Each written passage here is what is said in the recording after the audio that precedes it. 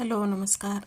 So आज आपण एका ब्राईडची ऑर्डर डिस्पॅच करत आहोत. सुंदर असे त्यांनी वज्रटीक घेतलेली आहे आपल्याकडून. फॉर्मिंगची वज्रटीक त्यांनी परचेस केलेली आहे. त्यानंतर हे सेट्स, चिंचपेटी त्यांनी बुक केलेले आहे. अजून 2 सेट्स ह्याचे घेतलेले आहेत.